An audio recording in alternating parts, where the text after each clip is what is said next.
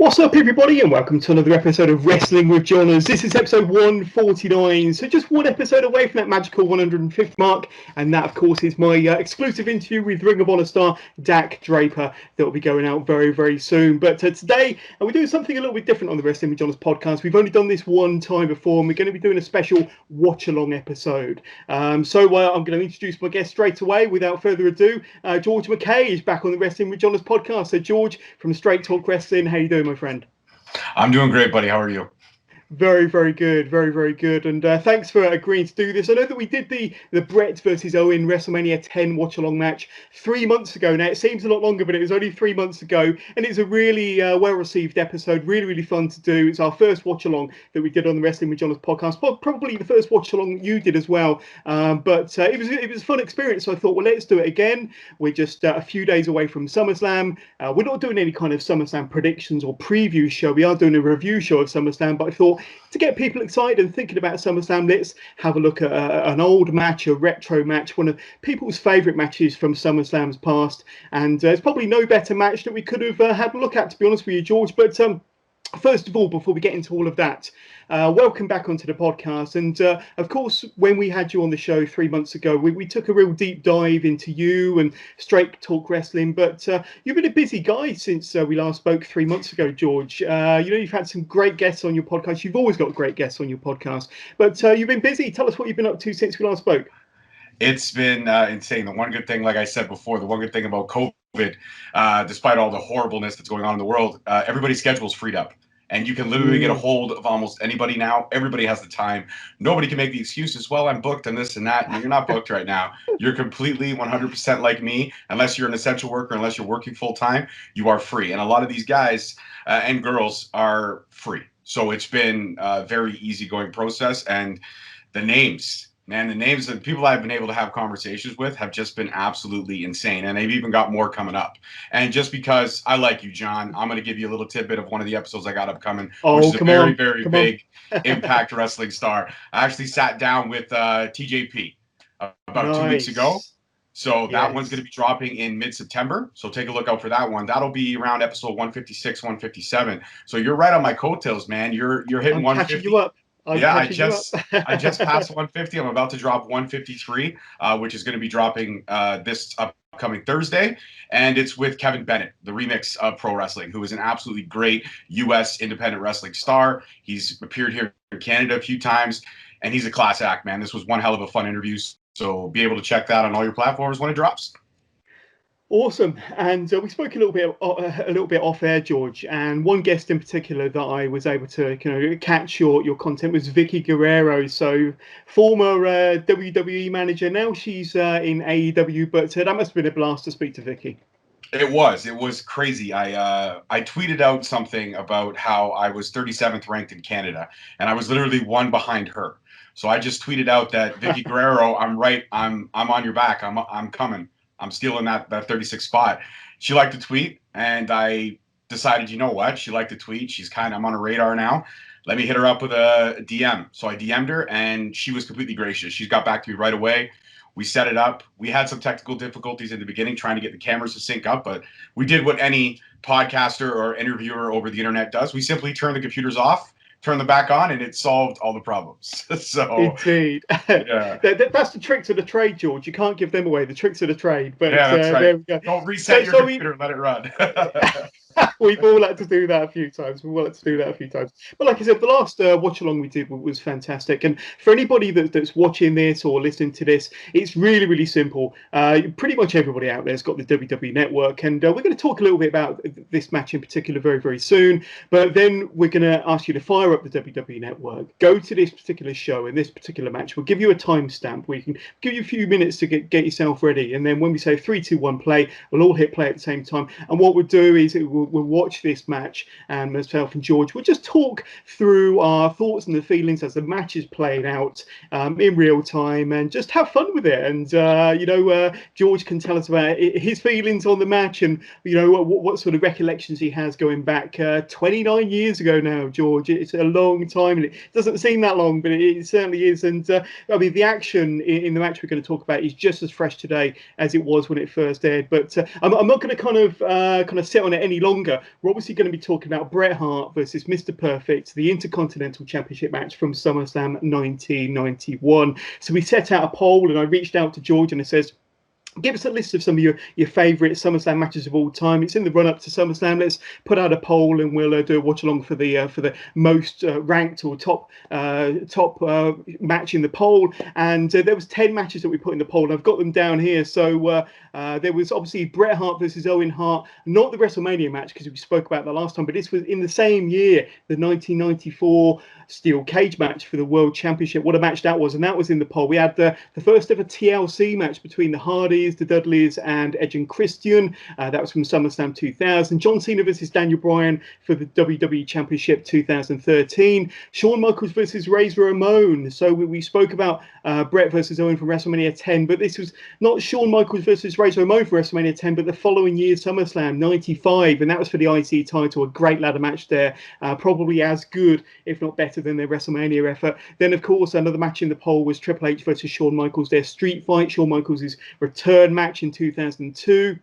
The Rock versus Triple H, another ladder match for the Intercontinental Championship from 1998. Brock Lesnar versus CM Punk, another match from SummerSlam 2013. So that with John Cena and Daniel Bryan match, two great matches on a really, really great pay-per-view. That was up there as well. The Undertaker versus Edge, a Hell in a Cell match from SummerSlam 08. And of course, the match that topped the poll, that topped the chart, and the match we're going to be talking about, of course, is Bret Hart versus Mr. Perfect, the Intercontinental Championship match from 1991. So that was the match that came out. I can't remember exactly whether it's one of the matches that you sent me as your favourite 4 or 5, but when that one came out on top, George, what were your thoughts?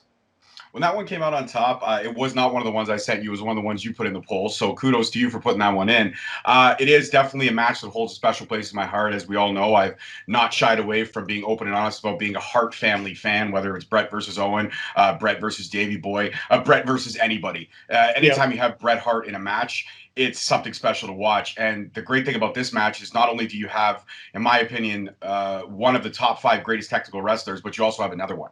When you have somebody like Mr. Perfect, who was the IC title holder at the time, the IC title was always a prelude to the World Championship reign, as we're going to talk about after. We know where one of these two competitors went. It was a straight shot to the world title. And anybody that held that title, you knew that they were going to be in the conversation for a world title shot or a world title reign. And when you're going up against a guy like Mr. Perfect, this was the staple. This was the timestamp. This was the guy that had to be beaten to prove to the front office that you could handle the pressure of running the company, of being the head guy, the top of the mountain. And there was nobody to go through. Just like in the later years for The Undertaker became the timestamp. The Undertaker became the guy that if you could hang with Taker, you had a chance of being a big fixture in this company.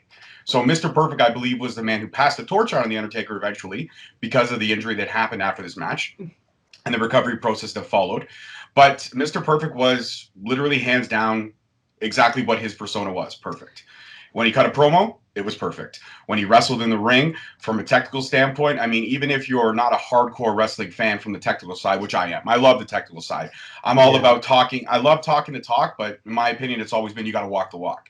You could be the greatest man on the mic, but if you can't go on that ring and deliver, everything you did on the mic leading up to it is a joke. It's a waste of fucking time. So you have to make sure that just because you talk the talk, you got to walk the walk. And that's the thing that Mr. Perfect did better than anybody else. He talked it, he walked it, he lived it, he breathed it. That's why him and Bret, I can't say where they are in the top 5, but they definitely hold 2 spots in my top 5 from technical ability. Yeah, it's no denying it. I think if you're a wrestling fan of any era, you'd probably say exactly the same as George. They're definitely in people's top 5s easily. But to talk about the Intercontinental Championship. Now, back in this era, you know, the late 80s going into the early 90s, and I suppose throughout the majority of the 90s, the Intercontinental Championship was kind of held in very, very high regard. It was kind of that stepping stone to the next level where you'd be considered World Championship material. We'll talk a bit about that. And you know, Bret's career moving on into the 90s, but the Intercontinental Championship was kind of thought of as kind of the belt for the workhorse, the kind of the wrestlers' championship belt, you could say. Not so much nowadays, George. I mean, the Intercontinental Championship, it has been held by some tremendous wrestlers, but I think that the image of the Intercontinental Championship nowadays is so much different to why it was 20, 30 years ago. Why do you think that is, George? Because everything changes, everything evolves, and as much as it pains me to say this, the IC title for a long time kind of was irrelevant. There was times when the Miz was in one of his 8 or 9 title reigns where he wasn't even on pay-per-views. He wasn't even defending the title, and that kind of became what pushed that whole rivalry between him and Daniel Bryan. Because when Daniel Bryan was the GM, he wasn't utilizing the IC title, and the Miz really, in his promos, I think he spoke a lot of truth about that, about making it relevant again, making it important again, and I believe he did. His last title reign, he did definitely put a stepping stone towards it again. He made it that workhorse title, but it got lost in the shuffle because of so many other things. There were so many titles that came in. If you remember correctly, in the late 90s when the Attitude Era happened, they brought in the Hardcore title, which seemed to take a lot of focal point off the IC title because everybody loved what they were doing. I mean, I remember one Hardcore match where it was Road Dogg and I believe Al Snow fighting out in the snow, and he put his head through like a skid. Like that became what you wanted to see. And then when they started to defend the title 24/7, that monopolized a good chunk of Raw and or SmackDown. So all these other titles kind of came into the fixture. They brought back the Cruiserweight title for a little bit. Then it disappeared again. They brought back the U.S. title. They brought back the European Championship. There was a lot of these top tier titles that were held by legends that were brought and taken away, disappeared. The IC title always stayed, but it was never showcased. And that's a head scratcher for me because like you said, like I said, it was a stepping stone title.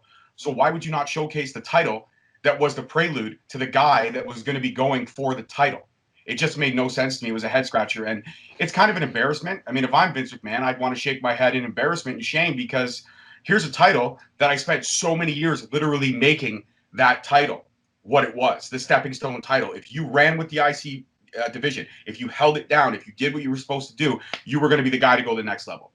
And it became a laughing stock. I mean, there was guys like forgettable title reigns like Ryback. What a fucking joke that was. Matt Cordera, when he was Zack Ryder, wins it in an epic fashion, 8-man ladder match, WrestleMania, to lose it the next night. The next day. What a joke. You build it up so long, you finally put a strap on Zack Ryder, and then you take it away. Yeah, absolutely. And like you say, there were so many times, so many pay-per-views where it either wasn't featured on the entire card or maybe bumped to the kickoff. I remember one match, I think it was The Miz versus Wade Barrett on a WrestleMania kickoff. And I'm thinking this could have been a tremendous match if it was kind of given 15 minutes on the pay-per-view itself. But no, it was bumped. And that kind of told you all about what the Intercontinental Championship meant to the company at that time and probably still does. And like you say, there's so many titles now that the importance of the Intercontinental title has been watered down. But back here in the early 90s, in particular 1991, it did have prominence because it was one of only 2 singles championships in the WWF. You had the world title and then you had the IC title, and it was the workhorse title. And in the match we're going to be talking about, you had probably 2 of the best workhorses in that division at the time. So I mean, when you think about SummerSlam matches, it's definitely up there. I mean, outside of the British Bulldog versus Bret Hart from SummerSlam 92, Wembley Stadium, 28 years ago, and I was there as a 16-year-old Johners, this match here between Mr. Perfect and Bret Hart, it definitely ranks up there. Like you say, definitely inside your top 5. And not just top 5 SummerSlam matches, but possibly top 5 matches, full stop, altogether. Kind of any era, any pay-per-view. Regardless, so it's definitely up there. But I mean, I did watch SummerSlam 91 back in its entirety just to kind of get in the zone and to kind of really relive. I mean, have you had a chance to rewatch SummerSlam 91 or maybe the match we're going to be talking about? And what are your kind of memories of that pay-per-view then, George? Well, I mean, 91 was, an epic SummerSlam. This was a time period where a lot of wrestling fans may not remember. You and I might remember because we're old dogs, but they only ran four pay-per-views a year. So this was, after WrestleMania, you had a 6-month wait. Yeah, okay, you had Saturday Night Main Event. Yeah, okay, you had the house shows. They always kept you up to date on what they were running with the storylines, but they literally took a back seat for 4 to 5 months. Once March, April came after WrestleMania, you had to wait all the way to August. And that was a killer. That was an absolute killer. Raw hadn't even debuted yet. There was no weekly episodic show. Raw doesn't debut till 93. So we were all left in limbo. everything was left in limbo. And after WrestleMania, when you're trying to come down from those highs, because all those WrestleManias, I mean, shit, man, you put WrestleMania 83 to 96 up, they all hold. They all hold the test of time. After 96, the Attitude Era, even though people rave about the Attitude Era, there was a lot of shit WrestleManias during the Attitude Era. There's a lot of great ones, but a lot of crappy ones. But you hold anywhere from 83 to 91, any pay-per-view on any 4 major pay-per-views of those years, they all stand a test of time. You can pick a match and just look at pure 100% perfection. And I didn't get a chance to watch 91 again. I actually haven't watched 91 in a while, but I did watch the match a little bit this morning in between trying to chase my 4-year-old daughter around and trying to grab myself my coffee. I bought this coffee at 9 in the morning. It's still here. I'm trying to drink it. It's ice cold now, but it's still good. But, you know, I watched a little bit of it, and what can I say? The promo for Mr. Perfect in the beginning to set everything up, that just hypes up the match and the intros. And the one thing I loved about it is Bret Hart. When Bret Hart comes out, he looks confident. He does the same thing, gives the glasses to the kid, everything gets excited. But if you take a split second and you pause it right after he gives the glasses to the fan that he picks out in the crowd, you see the nerves. And this is the first time that I can ever look at a match and I can say, I see it. I see a time where Bret Hart is not confident. And that makes for vulnerability. That makes for the human aspect of the storyline to come forward. That makes me believe that Bret Hart knows he's got his work cut out for him. And that's what makes this match so exciting. Because any other time Bret Hart stepped in the ring, even at WrestleMania 10 when he was facing his brother, you could see the confidence. You knew that he was going to take that. Now, Owen takes that, and of course we know it. Owen Hart, gotta love the man. He took it. He did what he had to do. He handled his business. But what does Bret do? Shakes his head. He's a little bit disappointed, but he shrugs it off because we know what happens later on that night. But in this match, when you're watching Bret Hart's intro, watch specifically the point after he gives away the glasses. You literally, if you pause it, you see the nerves.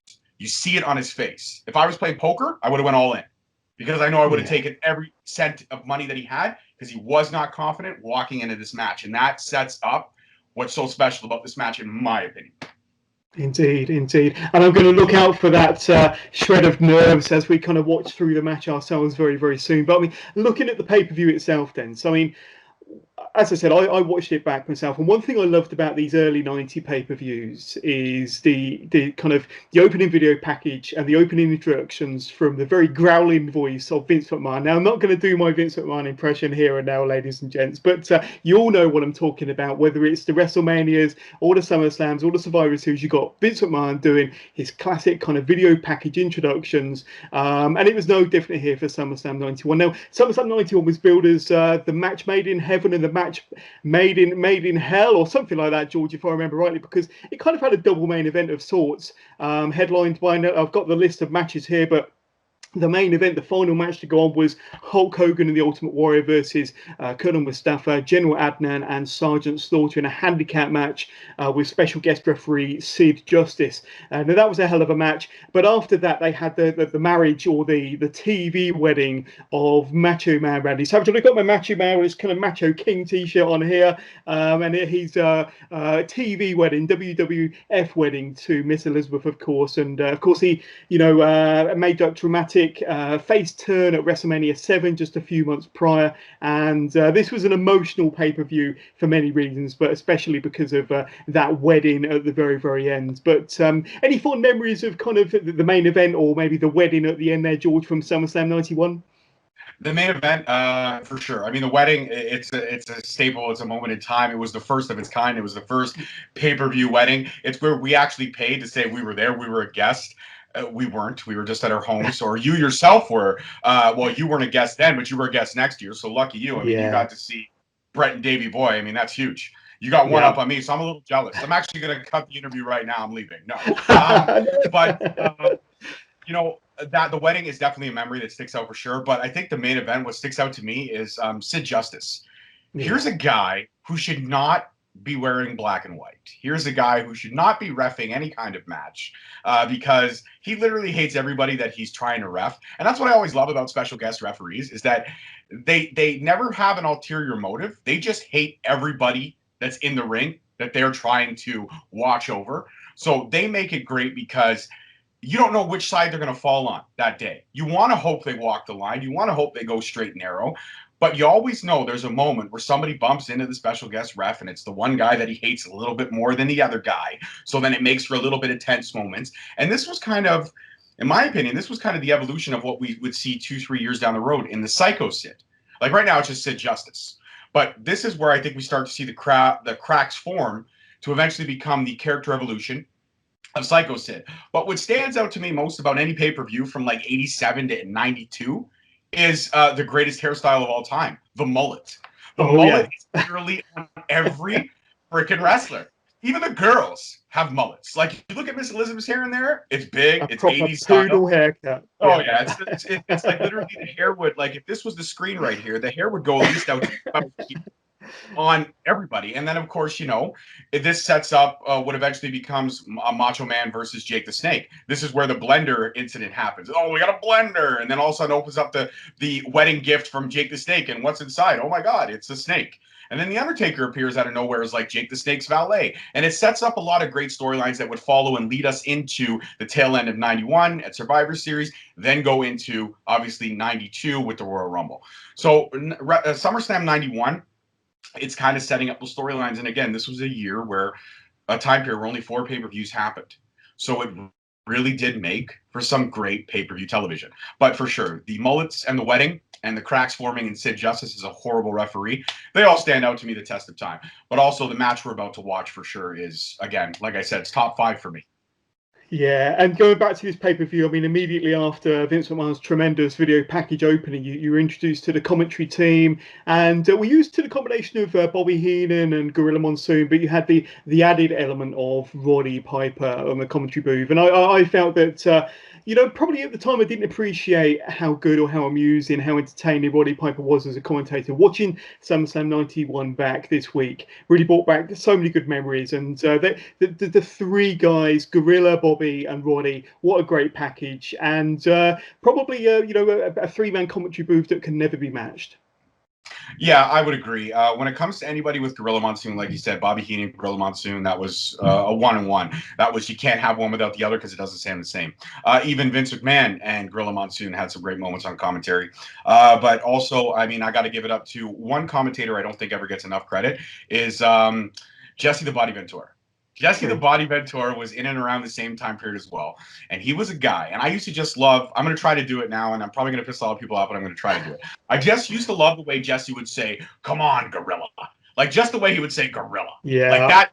You were just like, oh, fuck, here he comes, full of hot air. I love this guy. I mean, Jesse the Body was probably one of the underrated commentators of that time period. And he never got enough kudos, much like Roddy Piper. Roddy Piper, and even, you know what? Fond memories that come after this would be Macho Man as well. Macho Man on commentary when Raw was just starting, the original ECW invasion, those were great times. And it just sucks that a lot of these guys that we're talking about are either up in heaven commentating matches up there, or their careers floundered in and around after this time period. Except for Jesse the Body, he became a governor like 5 years later, which is still a fucking head scratcher for me.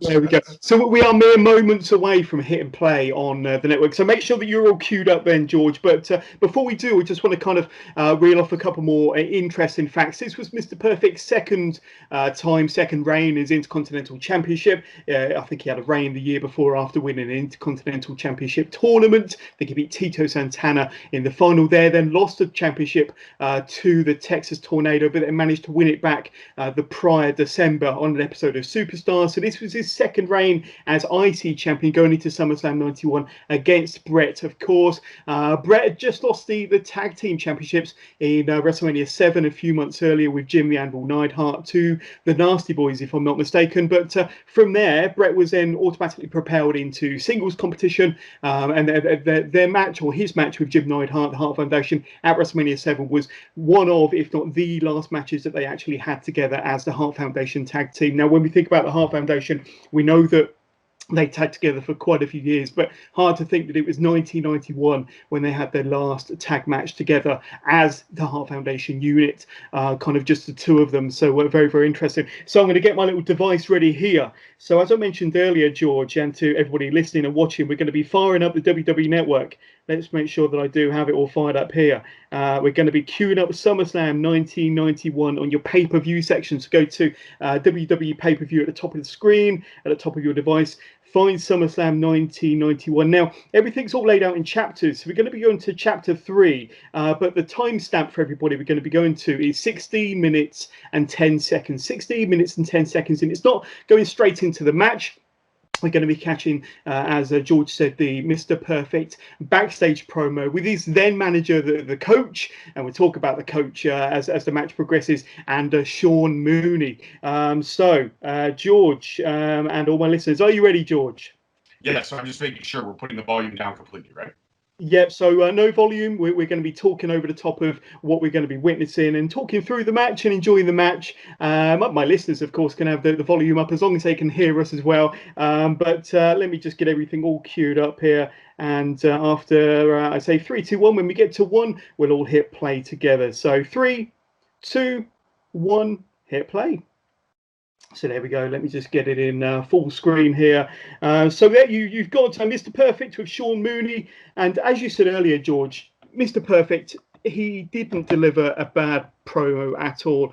He was, as he said, he was absolutely perfect in every way. In the ring, behind the microphone, in front of a camera. He looked great. He sounded great. He performed fantastic. And there he is with the coach. Now, the coach was a character that I never truly got or understood. I don't know quite when the coach came into play or when Mr. Perfect started using the coach as his manager. But I don't think he was very effective. I think he was trying to draw more on Mr. Perfect's kind of sporting acumen. But any thoughts on the coach as a manager for Mr. Perfect? For me, it didn't quite work. Well, no, the coach was a character, like you said. I think they tried to develop, and it just didn't fly. And you could see why, as quickly as the coach appeared, he disappeared, right? And that we just missed the shed of nerves I was talking about. Now there's not, he hasn't given away the glasses yet, but if you look back at that, if you rewind it, all everybody listening, you rewind it and you show Bret Hart's introduction as he's giving high fives to the fans, he just does not look confident. He's trying to air confidence now. There's mom and dad, the Hart family right there cheering him on. Stu Hart and I forget the mother's name. Martha Hart. Helen Hart. Yeah, so he's out in his standard black and pink leather jacket. He's got his glasses on. I love that leather jacket. That pink and black leather jacket, it really pops. It's a fantastic jacket. Well, it's a summer color for sure. I mean, if they had done it black and pink, not so much. Now, see, here's the coach. Even when he comes out with Mr. Perfect, he comes out trying to overshadow Mr. Perfect.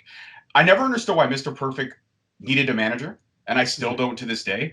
But one thing I do understand is that when Mr. Perfect comes back after he rehabs his knee, and he comes back kind of as Ric Flair's advisor, which we'll get into after, he makes a better manager than the coach ever did for him.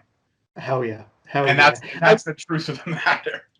Yeah, and one thing I failed to mention, this is SummerSlam 91 at Madison Square Garden. So, funnily enough, where we did our last watch-along from Bret versus Owen WrestleMania 10, this was about 2.5 years before that, 1991. I think it's August the 19th, I've got it down as here, in Madison Square Garden. So, a fantastic venue. It was reported to be completely sold out. See, there's the nerves. Right there. See the nerves?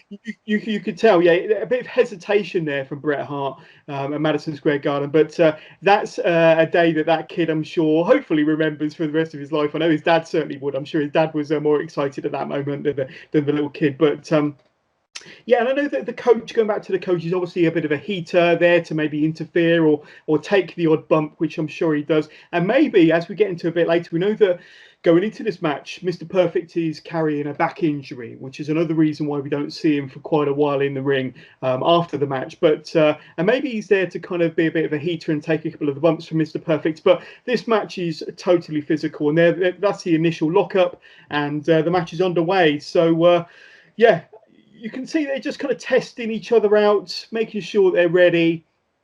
But this match does go from 0 to 100 pretty quick. But as all good matches, and just like the Bret versus Owen match, George, you know, it goes through different chapters, different stages. It starts off slow. They're testing each other out. There's a shoulder barge to the floor there. But these two... A very unconventional arm drag. I don't know what that was. It was almost like a backflip arm. I don't know what that was. And Perfect kind of span on his back like a tortoise before rolling out the ring. And what I was going to say about these two wrestlers is you could during this time, this kind of era of the giants, the big wrestlers, the big, 6 foot plus, 300, 400 pound monsters, these two at the time would be considered kind of more smaller wrestlers. But when you think about it, I mean, Bret Hart was billed at 240 pounds for this match. Mr. Perfect, I would say, is bigger, maybe 245, and that's no cruiserweight by any stretch of the imagination. Although these would, to the untrained eye, be deemed maybe smaller wrestlers, they're heavyweights. They are heavyweights, but I mean, in this time period, like you said, this was the land of the giants. This is where the giants lived and they roamed. So in this particular time period, I wouldn't put them as heavyweights, but I would put them as the mid card guys. Because if you're fighting for the IC title, you're a mid card guy, and that's again something that the IC title stood for, and now it doesn't stand for much more. Now you go back to see, this is where I love about these matches: technical ability. You go from the Irish Rip, pulled the hair. We got a hair pull there, so they're both playing a little dirty because Bret Hart knows he has to keep up with Mr. Perfect's dirty style. He's not going to win a match in the standard way. See, we go right back to the hair pull, right into the headlock. It's classic, it's simple, but it adds that element. It shows early stages that if Bret Hart needs to play dirty to match the dirtiness of Mr. Perfect, he will. And that's what excites me about this match, because as we discussed, same thing with Bret and Owen, there's layers to the storytelling. They tested each other out. Now they're getting into the technical side. I'm stronger. I'm better. I can do this. I can do that better than you. It's kind of the one-upsmanship. Even though it's dirty, it's still one-upsmanship. Miss the classic clothesline right into, I guess you want to say, kind of an inverted suplex, I guess, using his weight on Perfect. And then, like, again, simple rookie mistakes that Perfect shouldn't be making, he's making. And it's because Bret Hart's in his head. And that's what I love about this match. As quickly as it started, Bret Hart got in Perfect's head. And that's why the coach is there, obviously, to help take the breath away, give Perfect time to recover. But Bret Hart's in Owen's head.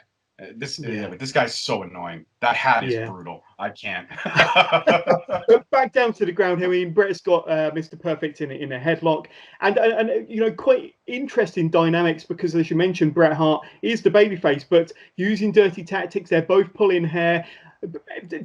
This works in this type of match, but not a tactic you see nowadays. It's not something that's kind of more WWE Performance Center trained wrestlers are trained in hair pulling. But here in this sort of era, it is kind of, everything's on the line, and you've got to try everything, pull everything out of the book to also, now wrestlers nowadays don't have that hairstyles. They don't have the long hair, so you can't pull. Well, this is where your point about the mullet comes into it, George, because that was a very kind of early 90s thing. So they don't all have the fantastic hairstyles. In fact, I wish I had a hairstyle at all, but most of it's on my face instead of my head now. But so the fantastic mullets back in the early 90s couldn't be beaten. It was a very kind of typical wrestler's hairstyle, wasn't it? You didn't have very many crew cuts back in them days.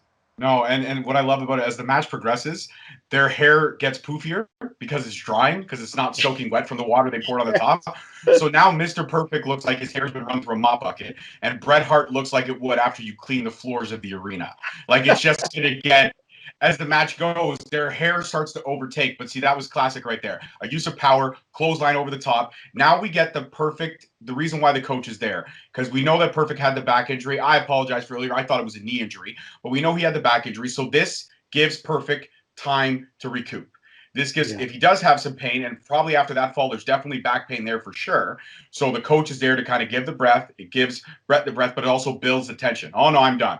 I'm leaving. I'm walking away. I'm keeping my title. Classic, Perfect tactic. But Bret Hart's not falling for it. It's going to chase him down.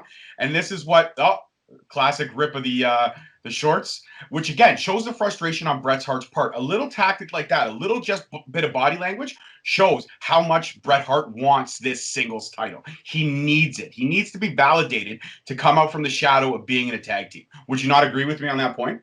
Validation, totally, yeah, absolutely. And like I say, this was a big breakout performance for Bret, and a big breakout moment and a breakout match to really kind of set his name, set his mark on the singles stage as a WWE, singles competitor. And when you think about it, this was a big sea change for Vince McMahon, because we'll obviously get to the end of the match and find out who wins very, very soon. But back in the day, Vince McMahon wasn't a fan of tag teams, so to consider a former, a very traditional tag team wrestler, as kind of making him elevate up into the singles ranks and singles championship matches was a big step for the company back in these days. And this really was kind of a bit of a cross section where the company was kind of changing its philosophy and attitude on smaller wrestlers, wouldn't you say? I would agree with you on that, and I agree with you on the point. I've never been a fan of tag team wrestlers, but I don't think that's changed for him. He's still not. The WWE tag division, other than the NXT side of stuff, the WWE main roster tag division is a fucking joke. It They a is, lot of times, a lot of times they throw guys together, and sometimes they work. Example would be Cesaro and Sheamus. When they were the Bar, that worked. But there are some times where they throw a lot of guys together, and it just doesn't work. When Seth Rollins and Blake Murphy were the tag titles for like 2 weeks, like that was like again head scratchers for me. But yet AOP was there, a developed, bred, born, trained classical tag team, and you put the belts on Seth Rollins and Blake Murphy. Why? Because Seth Rollins is a better draw with his stupid one glove thing, looking like a retarded Michael Jackson these days. I don't understand the philosophies of not being a tag team wrestler when back in this time period, tag team wrestling was just as good as the single stuff, if not better. And if you're going to see the bright spot in a trained tag team wrestler like Bret Hart could be a star on his own, why wouldn't you put more investment into your tag division? When I hear stuff like that, I agree with you, but it's the reason why Vince McMahon is lucky the stars that he had built his product. Yeah, absolutely. This is quite an important moment of the match because Mr. Perfect for the last few minutes has been trying to keep Bret Hart on the outside. He's knocked him down with some questionable punches, but he just slingshotted him from the ring apron into the crowd barrier. And these aren't the crowd barriers we see nowadays with like the padded cushion sides. These are the proper guardrails, the metal guardrails, and that must have hurt as he kind of got flung into that. But now they're back in the ring, and Bret Hart's given him some of his own medicine back here with some now. Oh, I thought that Bret Hart was going to take one of his turnbuckle bumps to the chest like he usually does, which shifts the ring. But this is turning into more of a scrap now, George, more of a fight. Now that the wrestling's kind of gone out the window and they're trading kind of blows back and forth. But still it's going through them chapters. It's going through that elevation of the matches, the evolution of the match. Sorry, and we're into kind of the next chapter now, where things are getting a little bit more rough and ready. Yeah, because right now, Mr. Purdy, you can see it. He's wincing in pain. The back injury is very relevant. And I believe the turnbuckle, the splash off the top rope into the guardrail was a perfect setup because Bret Hart's back did hit that guardrail. Now, mind you, there was a fan or a cameraman or somebody in front of him to kind of brace the fall. But now it kind of puts them on even terms. It puts them on the same level. They both now have hurt backs. And you see right there, the turnbuckle whip right into the back. Now it's almost like Mr. Perfect is trying to get Bret Hart to even strength with him by going after the back. And that's what's the great thing about Mr. Perfect is that you don't see this much anymore. You see it every once in a while, but the dissection of the human body. Pick a spot. Pick apart a muscle. Look at that. Again, that causes huge strain on the lower back with the flip over the top. That's what guys back in the day did. They found a body part. Once they knew the guy was hurt, they attacked it. They went after it. They broke it down. And when your back is your lower back is hurting, how can Bret Hart put anybody in the sharpshooter? You need your lower back to put pressure on the other guy's lower back. So if your lower back's not 100%, how can Bret Hart hit his finisher? That's why you gotta love a technical guy like Mr. Perfect. Dissection of the human body. And I'm kind of thinking, if there was two wrestlers in a similar sort of standing, similar sort of technical ability to Bret Hart and Mr. Perfect nowadays, I suppose you kind of got to look at the AJ Styles and maybe the Daniel Bryans that could possibly be capable of putting on a similar style match. But these sort of matches where, they could be calling it in the ring. These two are experienced pros, even in 1991. Experienced pros, been around the block several times. They know what they're doing. They don't need to set out the match too much. But maybe that's the difference between wrestling 20, 30 years ago compared to now, is that everything's too pre-planned. Whereas before it did seem a lot more natural because they were calling it in the ring.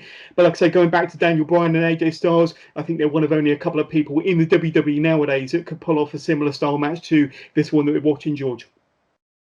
I 100% agree with you. Guys that would not hang with guys like this, guys like who could not pull off what we're watching right now. One guy sticks out to me right off the bat, Seth Rollins.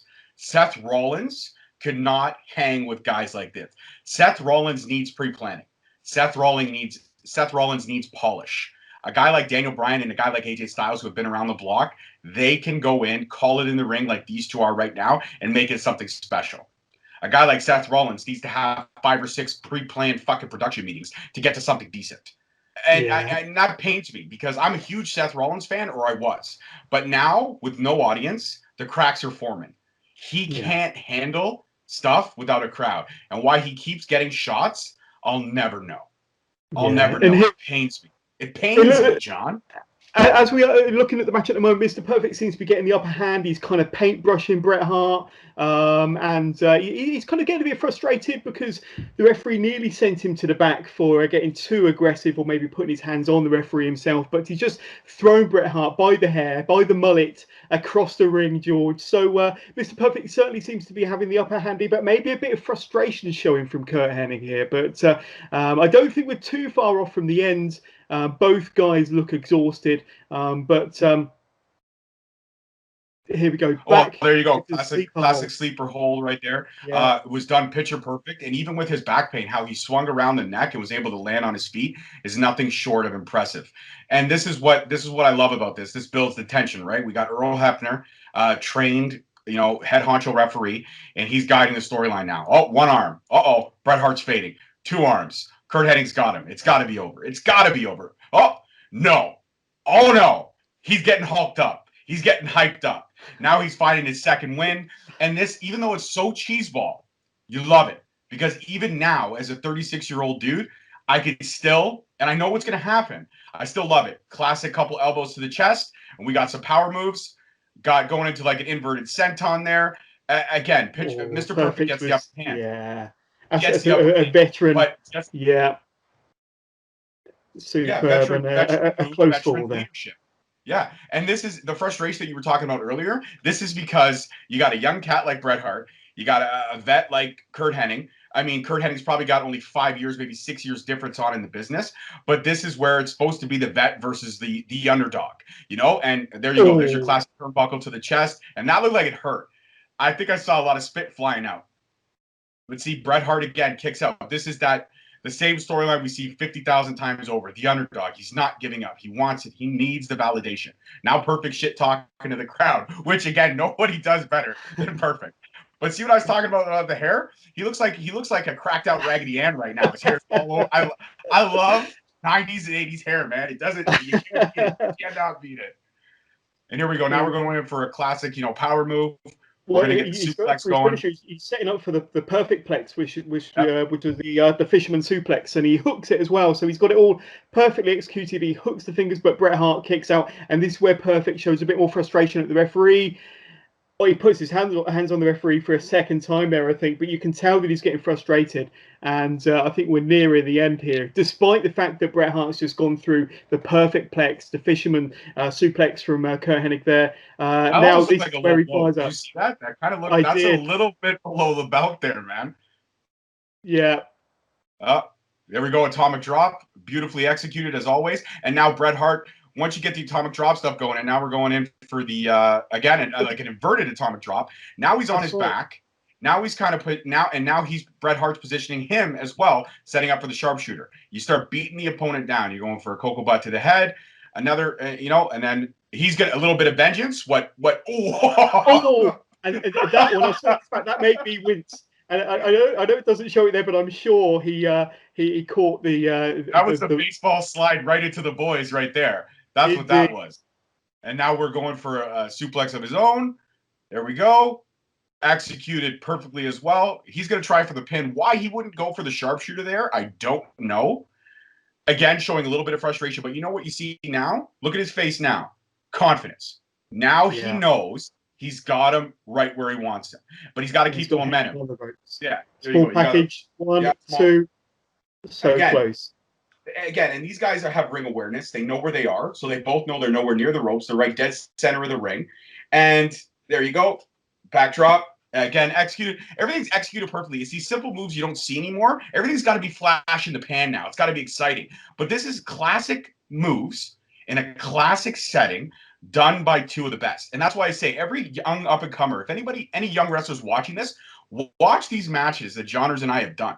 Because we are showing you the Bible of how to be a pro wrestler. 101. And Indeed. now Bret Hart going to the second rope. Very, the elbow drop, uncharacteristic. Bret Hart does it every now and again, but he only really pulls that one out when he's bringing everything but the kitchen sink out. You know what I mean?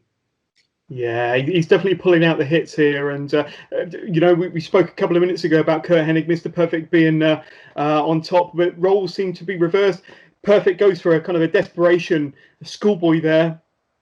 Yeah. Very powerful kick out, and Perfect actually got launched out of the ring, so the match goes to the outside. You can see the fans, they're well into it. MSG was spoilt with this match, and this was only the second match on the main show, and a kind of a whip into the poster. And we talk about so many wrestlers like Dolph Ziggler and wrestlers that kind of, sell tremendously. I think that Mr. Perfect was a bit of a blueprint for, the wrestler that sells, moves perfectly, dare I say it. And, everything he did there, just everything he did, he put everything into it, whether he's on the attack or on the offense. Mr. Perfect just sold like $1 million every single time, every single move. Yeah, absolutely. And the pressure, it's Bret Hart also doing his part as well. As much as Mr. Perfect is selling, Bret Hart's putting the pressure. Now we see where we should have been 5 minutes ago. We're setting up for the sharpshooter, but here comes the coach. And this is what you need. Perfect needs a break. He's huffing and puffing. He's gassed. So now the coach gets knocked the fuck out, which should have happened 10 minutes ago. And then, classic Mr. Perfect. Dirty underhanded deeds. I believe after this, both of them, if they had plans to have any more children, were probably squandered. There have been a lot of questionable punches below the belt, a lot of places where your boys and your Twig and Berry should not be going. And now this is what I love about this match. This is my favorite moment. He almost for a split second there looked like he was going to go for a suplex to add insult to injury, but nah, kicks him right in the groin. And that's classic Mr. Perfect. Shut up. I'm okay. I'm sorry. All right. Like, leave me alone. I got it. And now he's going to walk. He's a champion. He's a champion. He can get disqualified, he can get counted out. He wouldn't lose the title, which is a rule that I never quite understood, to be honest with you. I always thought it was a bit strange. I thought that if you took the count out of disqualification, for championship matches, a match of this importance, then you should be able to lose the championship on a DQ. But here we go. Perfect messes up a leg drop, and Bret Hart, being as savvy as always is, grapevines the legs. Right into the sharpshooter. Pulls it to the sharpshooter, and it's an immediate submission. An immediate submission. There was no attempt to crawl to the ropes. There was no attempt to, a gurn at the camera. It was over straight away. And it was to do with the back injury straight away, and it all makes sense. I mean, I suppose when you're watching this in August 1991, you wouldn't have been privy to the information that Mr. Perfect had a back injury. 29 years later, we know, we've read, all the dirt sheets and all the interviews and all the gossips about these matches, and we know that he had a back injury, but you wouldn't have known at the time, and for him to submit so quickly might have been a shock at the time when you were watching it live. But there we go, Bret the Hitman Hart, the brand new WWF Intercontinental Champion. Like I said, just a few short months ago at WrestleMania 7, he was a tag team champion, lost that match. A few months later, he's made his mark as a singles champion for WWF, and picks up his first singles bout in the WWF. It'll be one of many, of course, but the fans are definitely behind him. A popular win and a great match. And now that you've seen it back, George, what was your kind of impression of the match? I mean, every time I see it, I kind of marvel at it. It's like seeing any classic match. You're going to love it. You can watch it as many times as you want. You're not going to get fed up with it. But now that you've seen it back on this watch along, what did you think of that one, my friend? Absolutely. Exactly lived up what it was supposed to be. There's mom and dad saying their congratulations. This commentator kind of forcing Stu Hart on some kind of interview, and he doesn't even care. I love that part about it. The hug to the family, showing the family orientedness. I mean, like you said it best, and I will quote Johners because Johners said it best. Perfect was a blueprint for selling, but this match was a blueprint for how to be a wrestler. This match, much like Bret versus Owen, much like anything Bret did from that stretch of 90 to 95, is untouchable. It is the blueprint. You want to be a wrestler? Go for your training, find your school, do all that. But you want to see exactly what you need to do in that ring, and you don't need to do any flash in the pan or wear one glove, walk around with a man bun looking like a fucking idiot. You can just watch these matches. And I'm sorry for getting so passionate. I can't remember. Can I swear? We're okay to swear, right? Yeah, indeed. It's never been a PG podcast, George. But no, you're absolutely right, and I completely agree with you. And I completely enjoy your passion, because I feel exactly the same. And just going back to this match and these two competitors, I mean, when you think about Bret Hart, and we spoke about it when we did the Bret and Owen watch along, but Bret Hart was renowned for having some of the best matches on this planet Earth, but also bringing out some of the best matches from certain wrestlers. I mean, I can pull off a list there. I believe he honestly gave Owen Hart his best match, and like I say, WrestleMania 10, and then the steel cage match at SummerSlam.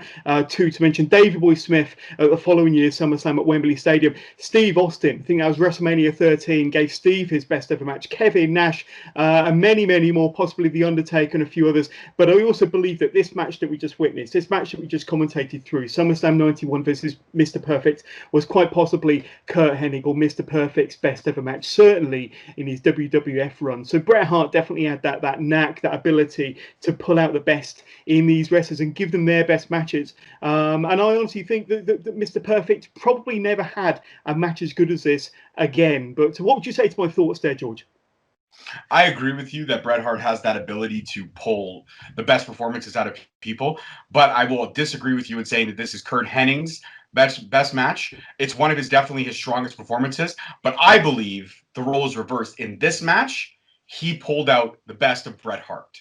Good point. I have to say, as much as I am a Bret Hart dude forever and always, with every other person that did off, I believe in this match, it was Curt Hennig that was the ring general. It was Curt Hennig that led the way. It was Curt Hennig that called the spots. It was Curt Hennig that made Bret Hart a superstar. When you're passing the torch, whether it's because you have a back injury or not, when you're the guy walking out as the champion and you're the guy walking out as the underdog, in my opinion, Curt Hennig brought the best out of Bret Hart in this match. We saw the layers. We saw that Bret Hart could get dirty. We saw that Bret Hart had power. We saw that Bret Hart's speed could match Curt Hennig's. And at the time, nobody's speed could match Curt Hennig's. Go back, watch anything from that run, that 2-year run, Mr. Perfect, from 89 to 91. I dare you to challenge me. And if you challenge me, fucking tweet me, because nobody could match Curt Hennig's speed at the time, but Bret Hart did. Why is that? Because in this particular match, Curt Hennig was the ring general. Everything else, I agree with you there, but I disagree on that point. This match, Curt Hennig brought the best out of Bret Hart.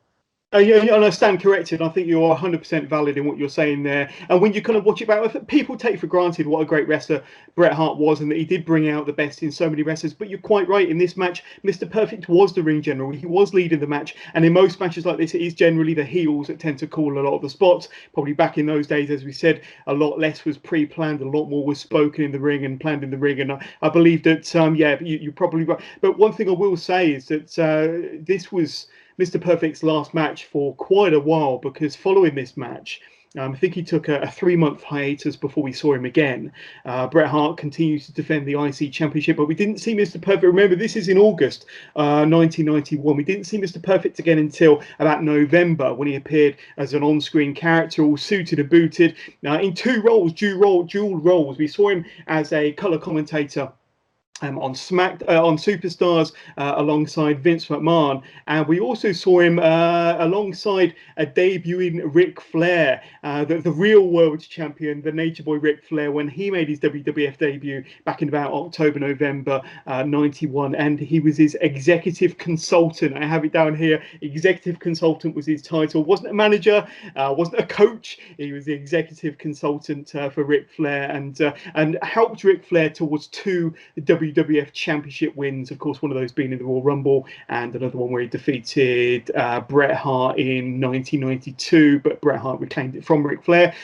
So there we go. I mean, we didn't see Curt Hennig again in the ring for well over another 12 months, though, George, and he was a surprise entrant, a surprise replacement for the Ultimate Warrior. Now, the Ultimate Warrior came back at WrestleMania 8, wrestled at SummerSlam 92 against Randy Savage in that fantastic match where Mr. Perfect was there alongside Ric Flair on the outside, and they got involved in that classic championship match between Randy Savage and the Ultimate Warrior at Wembley Stadium. But Mr. Perfect even then was still not an in-ring competitor. He was still this executive consultant manager role, and then kind of the battle lines were drawn, the card was being drawn up for Survivor Series 92, and it was originally meant to be the Ultimate Warrior and Randy Savage, I can't remember what they called themselves now, but it wasn't the Mega Powers, but maybe the Mega Warriors or something, versus Razor Ramon and Ric Flair. Ultimate Warrior did one of his disappearing acts, and at the last minute, on the night, I believe, if I remember rightly, Mr. Perfect came out with his tremendous entrance theme. It's still one of my favourite entrance themes of all time, very dramatic kind of Mr. Perfect theme, to team up with Randy Savage, who was once foe with. And it was interesting to see Mr. Perfect as a babyface as opposed to his traditional role as a heel, alongside Randy Savage. So it wasn't until the following November in '92 when Mr. Perfect returned to the ring. But his career was never quite the same after that, and he kind of wrestled for WWE, WWF a couple more years before going to WCW. Had a short run as the tag team champion in WCW and as the United States Championship. But why do you think it was that Mr. Perfect, Curt Hennig, never really kind of reclaims the kind of the fantastic matches that he had back in the early 90s or the 80s? Why was he never the same again, would you say, George? Well, I mean, whenever you come back from any kind of an injury, whether it's a back injury, a knee injury, a shoulder injury, a forearm injury, you're not going to be what you were. The percentage of how you handled yourself is going to go down. And with the way Perfect Style was, it was very speedy. It was very quick. It was a lot of flips. And I don't mean like flips from the top. It was a lot of back flips, a lot of front flips, a lot of, ducking and rolling. And the selling, yeah. The lower back is kind of a catalyst for all of that. And when you come back from a lower back injury, and at that time, we didn't know much about physiotherapy. We didn't know much about anything. Massages weren't even massages. They were just doing this with oil on your back. So as technology grows, as information grows, now we know exactly how to treat a lower back injury correctly and properly. Back then, not so much. I also know that there was a brief period where Mr. Perfect definitely was addicted to painkillers. And I believe that was a catalyst from the back injury. It wasn't a heavy addiction, not something anybody ever talked about really, but it was definitely relevant in that time period. And I just think when you come back as a shell of your former self, it's hard to get back to where you were. We've seen it. I've seen it with a lot of guys. I've seen it with Seth Rollins after the knee injury. When he missed WrestleMania, came back, never really the same. I've seen it with a lot of indie wrestlers down here. I know a few guys, Justin Sane, came back from a knee injury, came back looking better than he did before he left. So sometimes you get the flip side of stuff. It all depends on your doctor, how well you take care of yourself, giving yourself time to heal. And when you're coming back off a lower back injury, a lot of people may think, okay, 3 months was enough. Obviously it wasn't. Just never really captured who he was. And you go back and you watch those WCW runs that you talked about, a lot of the matches were not classic perfect. A lot of the matches were vintage perfect to an extent, pulled out a spot or two, but not like we just saw, not like we just witnessed. It's hard to find who you are again when you're not running at 100%. And that's just the honest truth of the matter. No matter how gifted you are, you just can't. Yeah. And a couple of final points before we wrap this podcast up, George. I mean, the last time we discussed on the previous watch along how the WWF never pushed a button on Owen Hart and gave him a run as world champion. We found that was a massive missed and lost opportunity for WWF not putting the belt on Owen Hart, and would have prolonged and added a lot more fuel to their feud at the time between Owen and Bret. The same could be said for Kurt. Besides his world championship run in AWA back in the 80s, he was never given the big one, never given the big push, the world title push in either WWF or WCW. Why do you think that was? Because despite the various personal issues or injury issues that Curt Hennig might have been suffering in the early to mid 90s, people over the years, wrestlers over the years, can adapt, can kind of modify their style to accommodate injuries or to kind of adopt new holds, new moves to accommodate injuries, shall I say. But even so, he was still only kind of a mid-card champion with tag team gold, with United States gold. But when he transitioned to WCW, and even before that time when he was still with WWF, there was still an opportunity to elevate a Curt Hennig, Mr. Perfect, to that world title picture, and that never happened. Why do you think that was? Much like Owen Hart, bad booking. The way to book this would have been, the perfect way to book it would have been to do exactly what they did. Have him disappear, come back as commentator, come back as the executive consultant to the great Ric Flair. But right after Ric Flair cuts that promo, when he wins the title for the first time with a tear in my eye, I would have had Curt Hennig go, that's right, with a tear in your eye. Give him a hug, then punch him right in the face. And have Curt Hennig go at Ric Flair for the title. Sets up Flair as a babyface, sets up Curt Hennig as a natural heel that he was born to play, and you could have ran with it. Maybe not put the gold on Curt Hennig, but could you have imagined that? That would have been a year-long feud. That would have been a personal That would have feud. been amazing. Yeah. And that's the way it should have been booked. And just like with Owen Hart, it was a missed opportunity because it's bad booking. And it's what we see now. It's what we saw then. Bad booking was always relevant. And it's just sad. Kurt Hennig should have been a world champion numerous times. If the back injury hadn't happened after grooming Bret Hart to be the IC title, I would have thrown Kurt Hennig right to the world title picture. Because I think Kurt Hennig would have had an awesome run. And then you know what you could have set up? You could have set up Bret versus Kurt too. But this time would have been for the world title. Yeah. That would have been the way to handle everything. And it's just bad booking. And it's sad because a lot of these guys were never given the opportunities that they should have been. And then when they did try to grow and evolve and shake things up, leaving WWE to go to WCW for Kurt Hennig, Owen Hart trying to find who he was by doing everything they asked him to do right up until they asked him essentially to kill himself. They could never find that spark. And it's just unfortunate because it all goes back to the catalyst of the Montreal Screwjob. Once that happened, wrestling faded. It all became about storylines and who had the better looking girls, who had the bigger tits, all that kind of shit. It stopped being about what we just witnessed, which was telling a story in the ring without a single word. And that match, Owen versus Bret, WrestleMania 10, there's so many matches. I mean, you and I are definitely going to do a 3. The fans want it. Tweet both of us. I want to know you want it because I'm not going to come back for a 3 unless you want it. But, you know, it's sad. It's sad. You and I could do a whole episode on bad booking. You know, one time on my show with my former co-host, we did an episode called What If?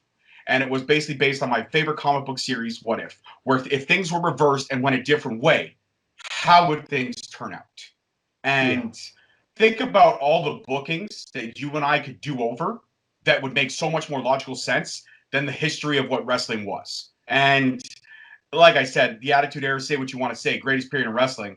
Yeah, for sure. I mean, if you're a 13-year-old boy, you got to see more tits and ass on, you know, primetime television than you did when you tried to watch porn through your scrambled black box. But the fact is that it wasn't a good time period for technical wrestling ability. And I honestly and truly believe that. I believe that the guys like this, the workhorses, should have been given fair shots. And at least, thank God, Bret Hart had a few title runs. Because if that never happened, John, it would have just been a whole episode of you listening to me go off on how Vince McMahon just castrated. But, I mean, it all goes back to bad booking. That's exactly what it goes back to.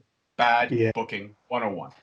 Well, what we saw here was a testament to good booking and a fantastic match, a classic match, not just a classic SummerSlam match because it came top of our poll and we've just spoken about it for the last 60 minutes, but a classic match, top 5 anywhere, any era, any pay-per-view. But I mean, this match, SummerSlam 91, Bret versus Mr. Perfect, it proved that Bret was so much more than just a tag team wrestler. And he gained his very first singles WWF Championship, as we explained, and of course set the scene for many more singles success for Bret in the future. And today, Bret is a 2-time Hall of Famer, renowned as one of the greatest wrestlers and the greatest world champions, not just IC champions, but world champions of all time. And you could say that this match that we've just covered, it is the start of his singles career and kind of the match that put him on the map as far as being a contender and somebody to take serious in WWE. And I think that this match certainly opened the eyes of a lot of people, and maybe Vince McMahon and people backstage that maybe think, in 12 months' time, he could be our next champion. And that's certainly what happened. But George, it's been amazing speaking to you again. It's been wonderful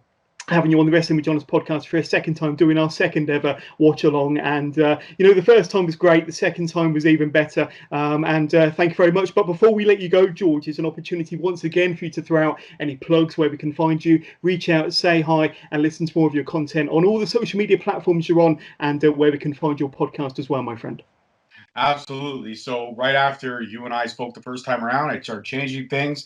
I updated my YouTube page. Now you can find me on YouTube, Straight Talk Wrestling. Please subscribe. I got like 43 subscribers, so the content is growing there. The same audio episodes that you hear on everywhere else where you get all your podcast platforms, you see the video profile. And it's a lot more fun. You can see the reactions and how well we play off one each other with whoever I'm interviewing. Twitter @ Straight Talk, Instagram and Facebook, Straight Talk Wrestling. And YouTube, Straight Talk Wrestling. So, and I'm on all the major platforms: Apple Podcasts, Google Podcasts, Spotify, Spreaker, Stitcher, and directly through my host, which is Podbean.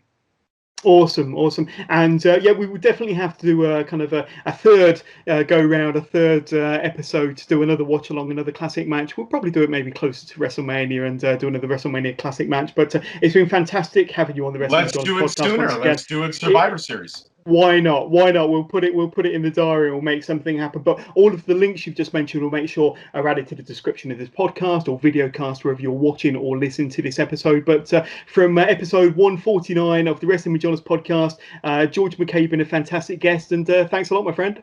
Thank you, John. It's always a pleasure to be on your show. I appreciate it. Take care. Thank you.